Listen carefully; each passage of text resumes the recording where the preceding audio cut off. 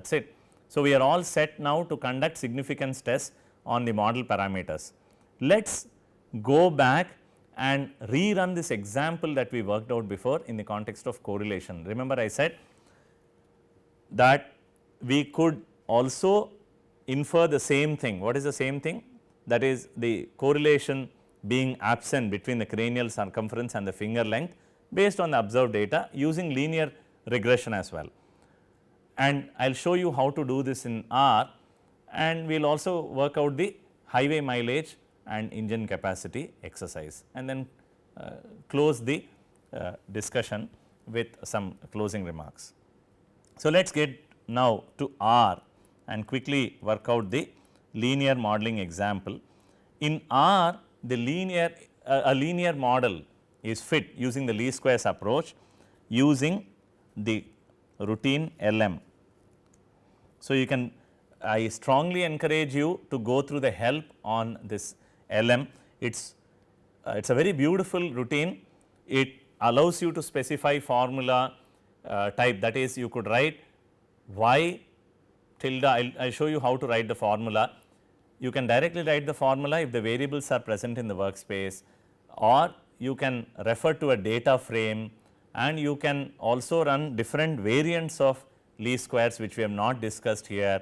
There are so many things that you could do with LM. I am going to only show you a plain vanilla implementation of this. Alright. So, in the correlation analysis, really x and y did not matter so much because rho xy is the same as rho yx, but in a linear regression problem it does matter even theoretically as to what you call as x and what you call as y, because remember we assume x to be independent or x to be free of error, whereas y is an observed one. Of course, in this cranial circumference and finger length problem, both are measured quantities, measured variables, both the cranial circumference and the finger length. They may have, both of them may have errors, but for the sake of discussion we will keep the finger length as the fixed or the regressor variable and the cranial circumference being the y variable. So, that is what we are going to do now.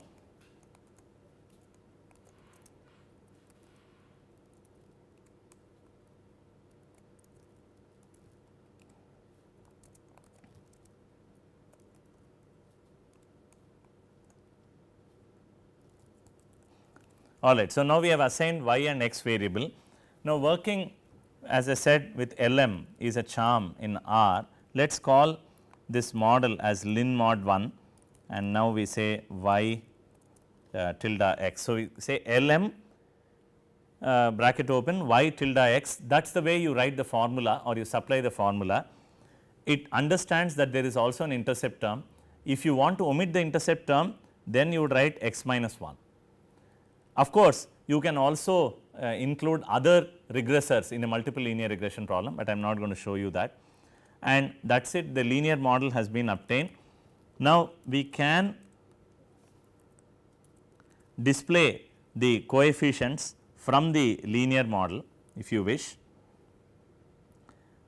and here you have the intercept term and the slope that you have for this thing. You can also build a model the other way around. As I said, you could assume finger length to be the dependent variable and the cranial circumference to be the regressor. Nothing prevents you in this case because both are measured variables. Anyway, so let us ask if both the intercept and the slope estimates are statistically significant. There are several ways of doing that, but let me actually show you a very nice way of displaying the summary of the linear regression that we have just gone through. So, what you do is you ask for a summary of the model that you have identified. It tells you the formula that has been used, that means the relationship that you have postulated, and gives you some basic statistics for the residuals. We are interested in the coefficients or the estimates of the coefficients. So, it reports in the first column the estimates of the slope and intercept, and in this case it says that the standard error in it reports a standard error in the intercept and in the slope and reports a t value as well, and finally gives you the p value. Alright. So, this is the most important thing that one has to watch out for. We have again to summarize the estimates of the intercept and slope in the first column, the standard errors in the second column, the t statistic that I showed you on the slide in the third column, and the p value in the final column. And we know now we can use this to conduct our hypothesis test. We can also look at confidence intervals. I will show you how to do that. But using the p value alone, we can now conduct a hypothesis test of significance. What do you mean by test of significance? That the null hypothesis is theta 1 is 0, that means the slope is 0, no relationship between linear relationship between y and x, and intercept is 0. That means when the finger length is 0, the true value of the average is 0, the average of the cranial circumference is 0. What do these p values tell me now? If I look at the intercept term, the p value that I obtain is less than the 0.05 significance level. Look at the notes or the legend that is given here. There is a star given next to the 0.0248.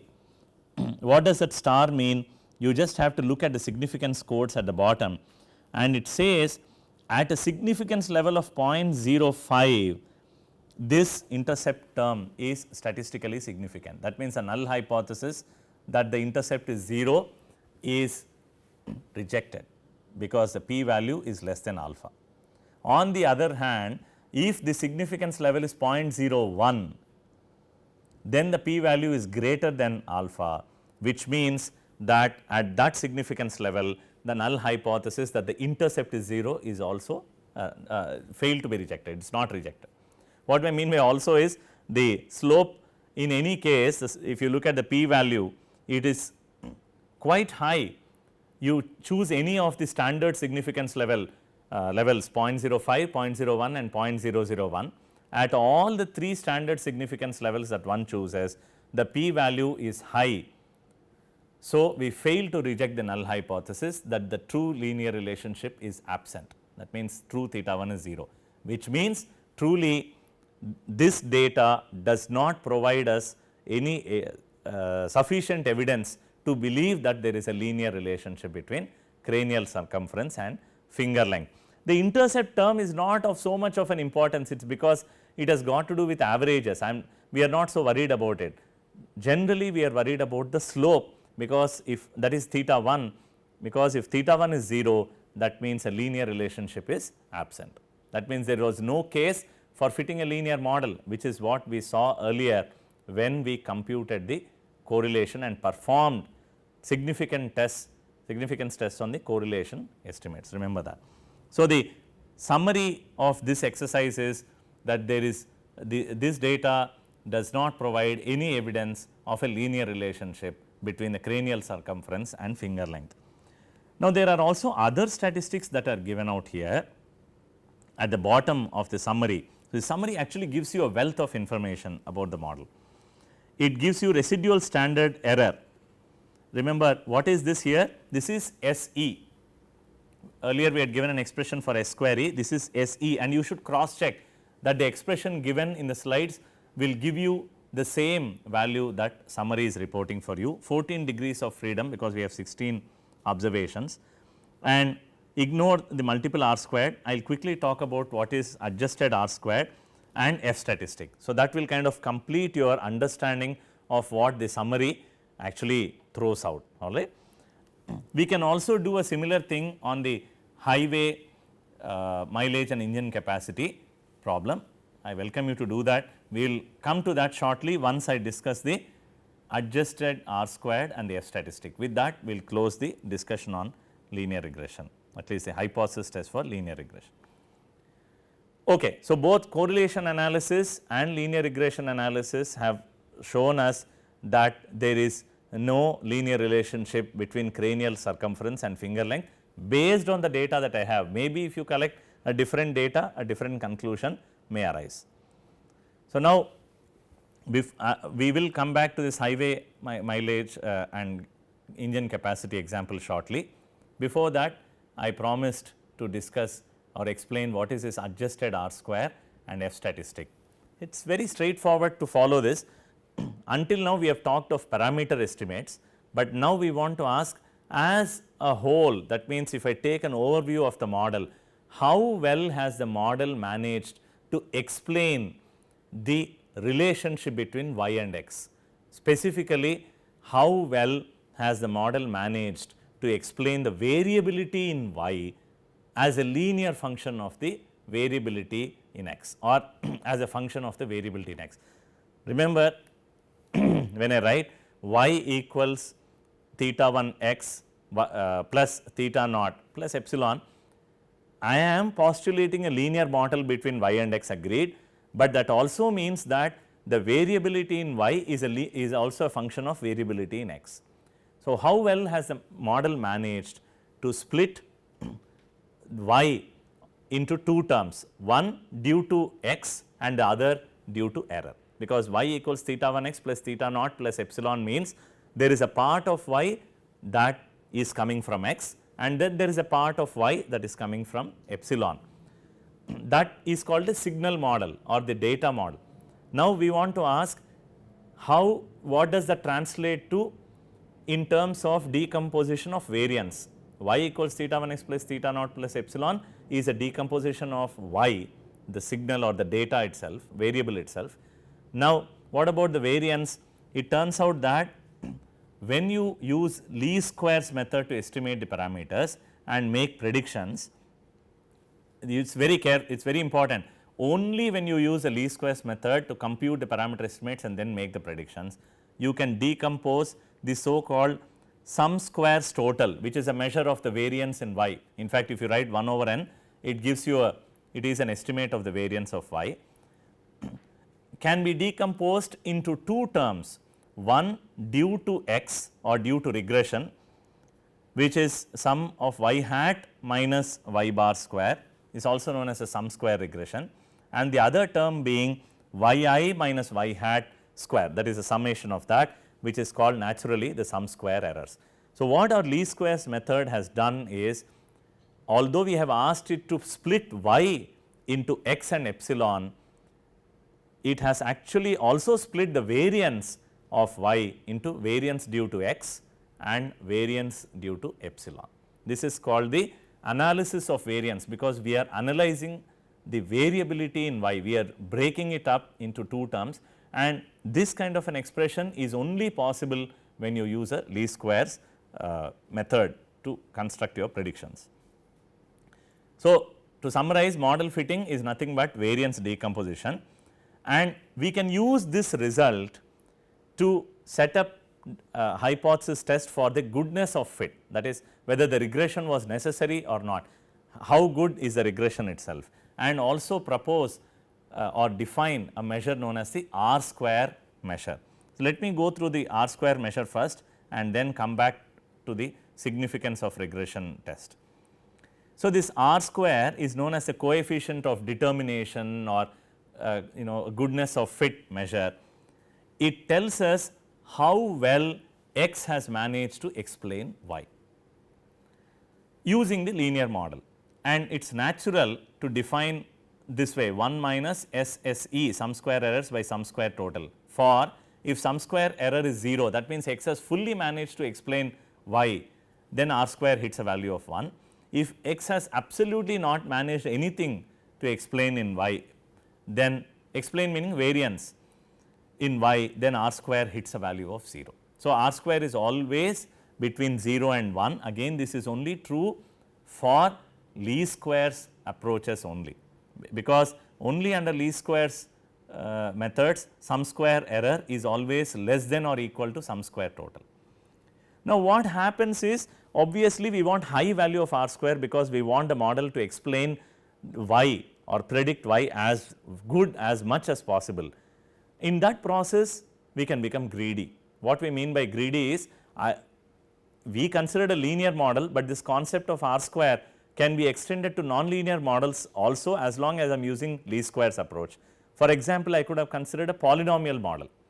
I could have said y is theta 2 times x square plus theta 1 x plus theta naught plus epsilon, so that I can actually explain more of y due to x. In fact, if I have n observations, I can construct a polynomial of n minus 1th degree, so that sum square error is 0, because if I have n observations and I fit an n minus 1th polynomial between y and epsilon, I have exactly n parameters and n data points, and therefore, I will obtain an exact fit.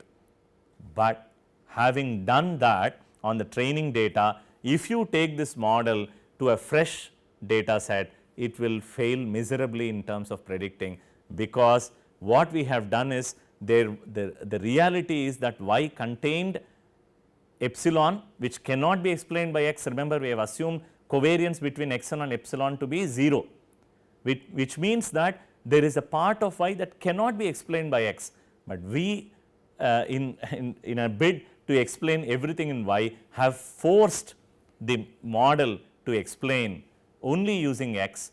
As a result, it becomes highly conditioned on the data. It is like this person who has been trained only to answer a set of questions, and when a fresh question is presented to this person, the person gives some terrible answer. Okay? That is not how it should be. Modeling in general, you should remember this principle. Modeling should be such that when you are modeling y as a function of x, the art and skill in modeling is to be able to explain, attribute whatever is due to x in a rightful way. You should not confuse the contributions of x and epsilon in any manner. Neither should be underfit nor should be overfit. Heavy underfits would mean r square is 0. Overfitting, extreme overfitting would mean r square is 1. We want to avoid this situation. Unfortunately, in r square there is no penalty for overfitting.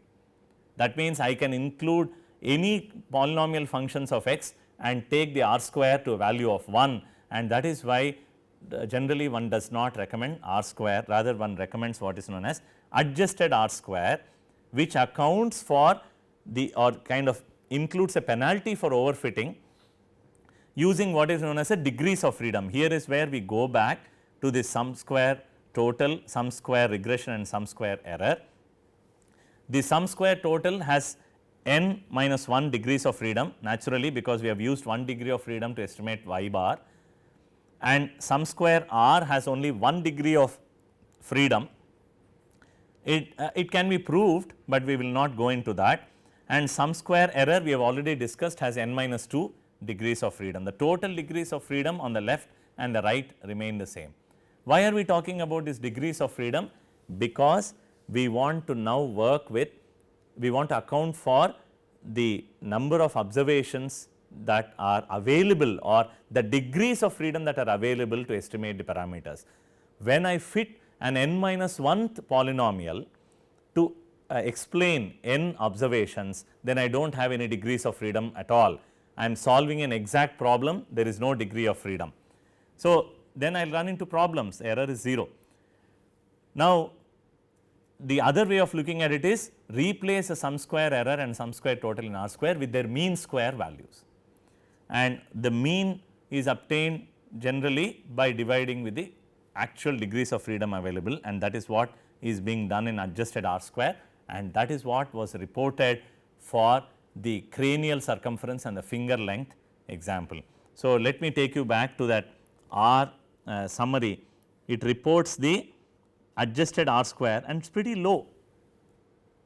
It is pretty low, indicating that this regression has not really managed to explain, this model has not managed to explain anything in the cranial circumference using a linear function of the finger length. So, that is why this is a very valuable piece of information. Okay. Now, the adjusted R square, unlike R square, can be here the R square has this property that it lies between 0 and 1. This adjusted R square need not be exactly satisfying that, but the bottom line is very low values of adjusted R square would mean the regression was not so great. In fact, it is only a qualitative statement, and very high values of adjusted R square means that yes, you have managed to explain in y using x very well without overfitting. If in fact you can try actually fitting a very high parameter model or a high order polynomial and see what happens to R square and adjusted R square. You will see the difference then. Now, the statistical way of testing for the significance of regression, which is again equivalent to the t test for parameters, is to ask or to set up a test statistic which compares two things. One, the sum square regression and sum square error. In fact, the mean square regression and mean square error, that is to be more precise. Under the null hypothesis that theta 1 is 0. That is, what we are saying is, let us assume that the truth is theta 1 is 0, like we do in a null hypothesis test. That means that the truth is there is no linear relationship, and I fit a model, then what would happen to the mean square error and mean square regression. Now, if you look at the expressions for sum square error and sum square regression, we know that we can show that expected value of sum square error, that is the true mean of the error is sum square error is n minus 2 times sigma square, and the expected value for sum square regression is theta 1 hat square times sxx plus sigma square. Ideally, it should be theta 1 square. So, it should be theta 1 square times sxx plus sigma square. That means that the sum square regression is reflecting the model that you have fit, and the sum square error is only referring to the original sigma square, that is the true sigma square.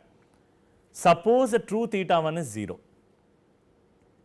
Suppose that is the case, then the sum square regression, that the average value of sum square regression, expectation of that is sigma square.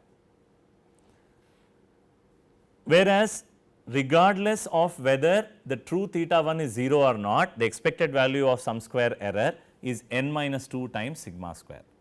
What does this tell us? When the null hypothesis that theta 1 equals 0 is true, whether I estimate the variance of epsilon using sum square regression or the sum square error by n minus 2, I should get identical estimates. That means, the ratio of sum square regressor by 1 divided by sum square error by n minus 2 should be ideally 1. What is the numerator here? It is the it is an estimate of sigma square obtained from sum square regression. Whether I look at essentially the sum square regression to estimate sigma square or sum square errors to estimate sigma square, the mean square error should be the same. So, under the null hypothesis, therefore, this F statistic, which is a ratio of the variance estimates, should ideally be 1, which is now essentially what we have done is we have converted the test of significance on theta to a test of ratio of variances. That is what we have done. Of course, this F test on ratio of variances is used for something else also, but we will not go into that. I repeat, the significance test for theta 1 has been now converted. Earlier we did it using the p value or the confidence interval approach and so on, and now we have now converted that significant test for theta into a hypothesis test for the ratio of variances explained by the regressors, obtained from the regressors and obtained from the errors. So, the bottom line is, now we are going to conduct a hypothesis test on F the usual way on the ratio of variances. So, let us go back to the regression summary that we had from R, and at the bottom you see the F statistic being reported with the p value. Now, the F statistic has been calculated, right, with the appropriate degrees of freedom. Remember, in the slide we said the numerator has 1 degree of freedom and the denominator has n minus 2 degrees of freedom, and the p value is reported here quite high, well, higher than the significance level, saying that the null hypothesis, which is theta 1 equals 0, cannot be rejected. Therefore, again we come to the same conclusion that we made earlier using the p values, and in fact we can also do this using the confidence interval. There is a routine called conf int in R, to which you can directly supply the model that you have estimated, and it reports the confidence intervals for the slope and the intercept. If you look at the confidence interval for the slope, clearly 0 is a part of the confidence interval, once again confirming that 0 as a true value for theta 1 is possible. So, we have learned 3 different ways of looking at significance test for regression. Either I can look at the p value, in fact 4, we can look at correlation, we can look at p value for the estimates that we have obtained, we can look at the f test, and we can look at the confidence intervals. All of them should give me the same answer if everything has gone right. Now, we can turn to the other example, the highway mileage and engine capacity, and then we will close the discussion with a few closing remarks on residual analysis. So, let us now look at the highway mileage engine capacity example, where the engine capacity is a regressor, and here we have xy data.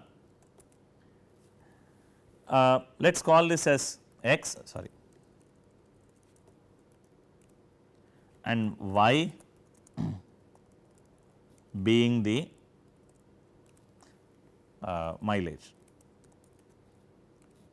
So, in the session on correlation coefficients, we used engine cap 2 and mileage 2, and the reason is as follows. I will explain. Look at the plot, a scatter plot of x, y versus x,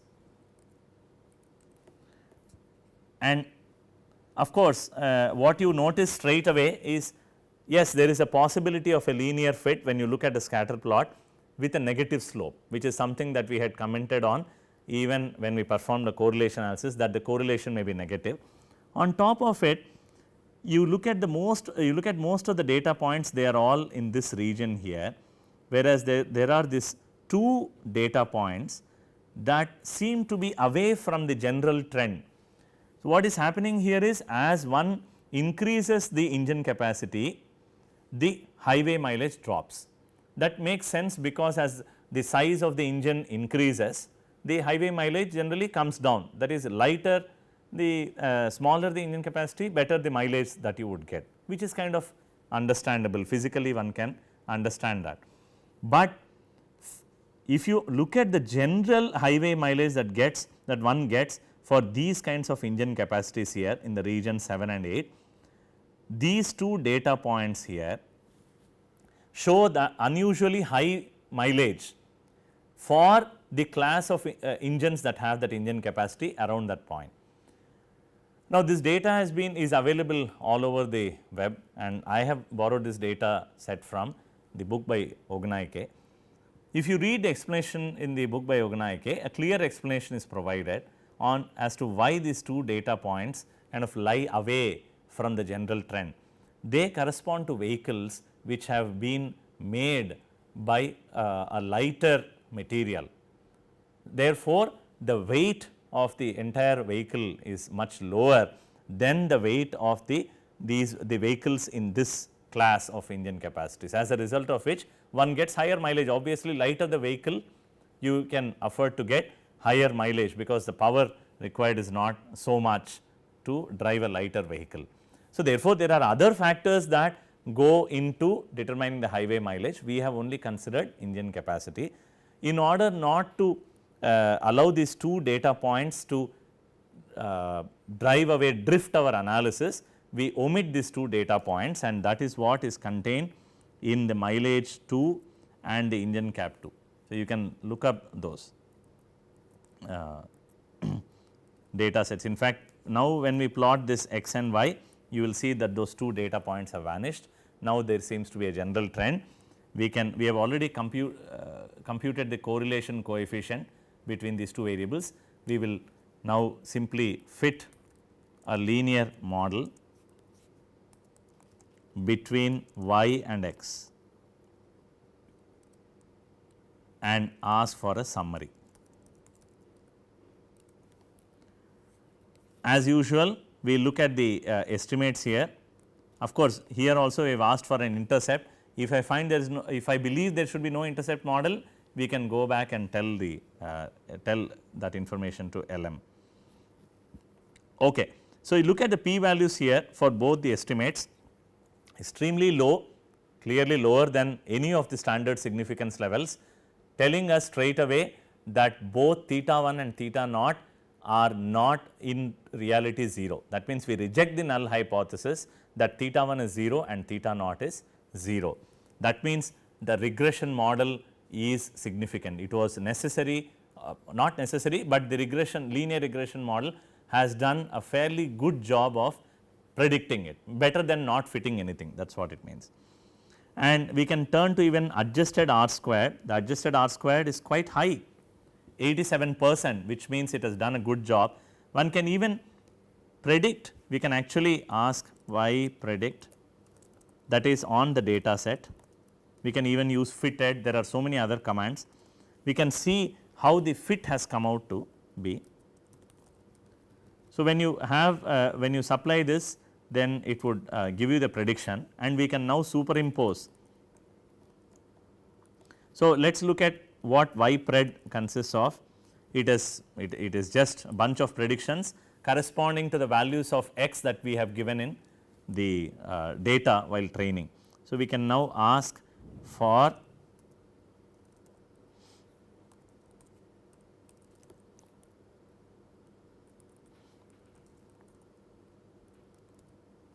sorry. So, there you go, that is the fit that we have passing which is around which the data points are scattered, and we can see once again that the slope is negative. In fact, if you look on the at the confidence intervals on the parameters, we have here the confidence intervals, of course, not including a 0. You can see that both the lower and upper bounds that we have here are of negative sign for the slope, clearly indicating that the slope is negative, and that is to be expected as per our discussion, because we did say that it makes sense for the highway mileage to decrease as the engine capacity increases. The confidence intervals for both do not include a 0, once again confirming that the null hypothesis of 0 valued theta 1 and theta naught have to be rejected. And we can also look at the F test here to ask if the regression was significant, and the F statistic has a very low value of p value, definitely lower than the standard significance levels, again confirming the same thing. So, this is a proper way of performing a linear regression in a statistically meaningful manner. From here, of course, when you can once you have the confidence regions, that is it. I mean, you are reporting a set of possible truths with, of course, the 95% confidence is what your confident does, but you can change the significance level as well. Either you report the confidence interval or you report the standard error. The standard error would be the sum square, the square root of the variance, or these values that are reported in the second column. For the intercept estimate, this is a standard error. For the slope estimate, this is a standard error. So, everyone who fits whoever fits a linear model should either report the confidence interval or should first perform a significance test and then determine whether those terms should be included in the model. After having determined, one should then go ahead and report the estimates with the standard errors and also show the line of fit. Of course, in the plot that I show here, I also show the so called confidence intervals and prediction intervals that I talked about early on. One can construct these confidence intervals and the prediction intervals using the same predict routine, and if you look up the help on predict routine, it would give you not only the fitted values, but the intervals. For example, earlier we predicted we made a prediction here where it simply took the data from the data contained in the linear model, that is the training data. I can provide a new data, only when I provide a new data will it make so called predictions and then construct your predictions intervals or confidence intervals. Suppose I wanted to make the prediction on the same training data set and give me confidence intervals and prediction intervals. What you do here is to construct the prediction intervals, you supply the new data which is nothing but the training data itself. Of course, if you have a new data you can supply that as well, fresh data, and specify the type of interval that you want. And if you could look up the help, you will see that there are 3 types of intervals that it constructs. The default is none. You can ask for a confidence interval which would be for the mean response, mean prediction, and or a prediction interval which would be for the prediction itself, right. So, if I ask for the interval here and let us say I ask for prediction, one can even use short forms for this. So, now you see ypred would have 3 columns here, the fit being in the first column, and then the lower bound on the prediction interval in the second column, the upper bound on the prediction interval being in the third column. So, earlier we had this plot of the fitted values, we can actually show draw these prediction intervals. So, let us say here we can say lines ypred 2 color equals green,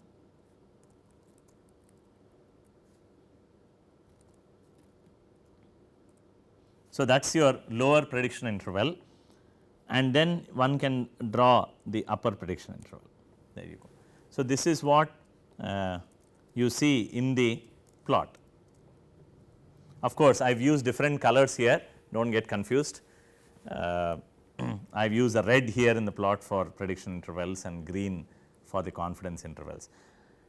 Now, if you look at this, I am reporting the estimated model, and also one needs to estimate report the estimate of the variance of epsilon, which I am reporting here, and the theta 1 and theta naught have lie in this confidence region, they are in this confidence regions, minus 2.7066 plus or minus 0.5308, and the other one here 32.93 roughly plus or minus 2.2.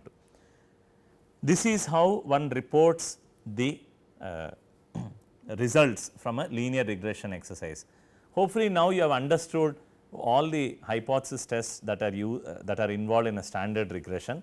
I want to close this discussion or this entire lecture on the hypothesis test in linear regression with some remarks on residual analysis, which form a very important and integral part of regression, but I do not intend to elaborate on this. Let me just conclude briefly here by saying that residuals carry a wealth of information. They tell you how to improve the model, whether there is something in the model that requires more improvement. Of course, your adjusted R square or the F statistic is telling you whether the regression is significant, but whether there is any further scope for improvement is a question.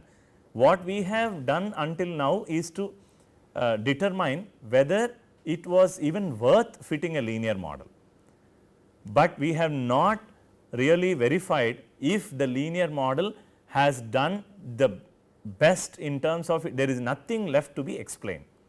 We have not done any such test at all. All we have asked is, has the linear model explained anything at all? Yes, and then the next question is, if then has the linear model managed to explain everything that was possible to be explained using X? Then let us assume that suppose Y and X have a quadratic relationship, but I have fit only a linear model. Then what if there is a nonlinearity that is missed out in it? Obviously, that goes and sits in epsilon. Then of course, your assumptions on epsilon that you have made may not be correct for the linear model and so on.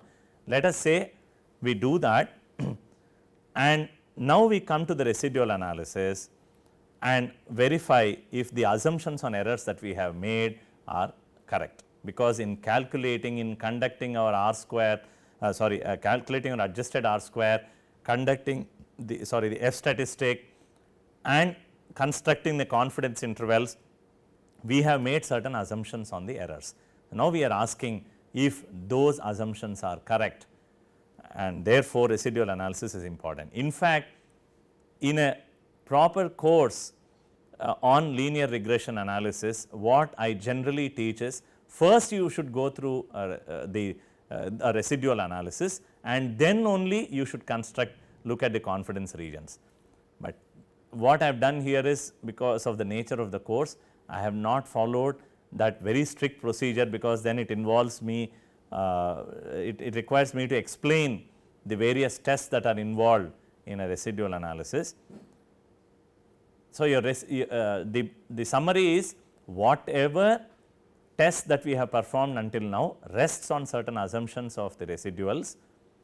You should actually perform tests to determine whether those assumptions have been met on the residuals, on the errors, through the help of residual analysis, and then only go back and construct the confidence regions, perform your F test and the rest of the things. So, what are the assumptions that we have made? Gaussianity. We have assumed errors to be at least uncorrelated, if not independent. That means there is nothing, no pattern in epsilon, or whether that there are no outliers, for example, extreme values are not present. The residual analysis is a formal way of testing the normality assumption, the uncorrelatedness or the independence, and the well behavedness of the data, that means lack of outliers. Generally, one works with standardized residuals, for example, to test for outliers, or uses a QQ plot for normality assumption, or looks at also makes a visual analysis of epsilons to see if they are random. There are other formal tests for asking if epsilons are uncorrelated, using what are known as autocorrelation tests. You can look at autocorrelation of epsilon, that is the serial correlation between epsilons, and ask epsilons meaning for each observation, and conduct a test of significance of the correlation between observations to be 0 and so on. But that requires a lot of other explanations and quite a bit of theory, other theoretical details that we have not talked about in this course. Therefore, I will skip that part. The objective of this exercise was to show you what kind of hypothesis tests typically arise in a linear regression. Of course, even in residual analysis you do get hypothesis tests. For example, you can set up a hypothesis test that epsilons follow Gaussian distribution, that is a hypothesis test, or you can say that the epsilons are uncorrelated, that is another hypothesis test. But we have not talked about those more advanced hypothesis tests, which are of course critical in a linear regression problem. Therefore, I strongly recommend that you read through the remaining portions of that particular chapter in the book by Montgomery and Runger or by Ognaike, and get the complete picture. All right.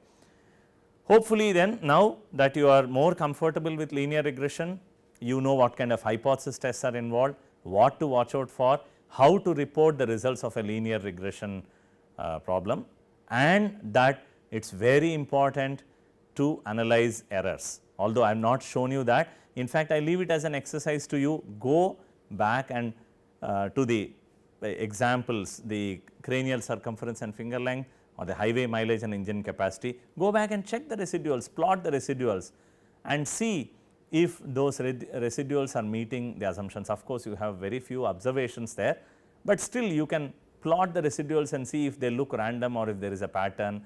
You can, for those of you who are familiar with QQ plots, just use a QQ plot routine and see if the assumption of normality is reasonably satisfied, and see if epsilons have any outliers and so on. So, go through that to complete the linear regression exercise.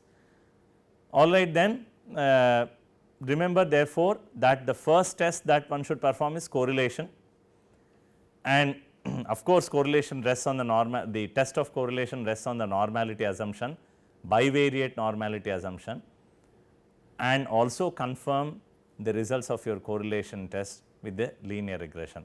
But upfront performing a correlation test is very useful, because it gives you a lot of insights, even in cases where Gaussianity assumption is not satisfied strictly.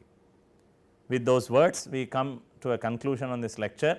There is a short lecture that is left out. which talks about the power of hypothesis test and in general what are the factors affecting the goodness of a hypothesis test. And with that we will close the course itself. Hopefully you have been enjoying the course and learnt a lot. See you in the last lecture very soon.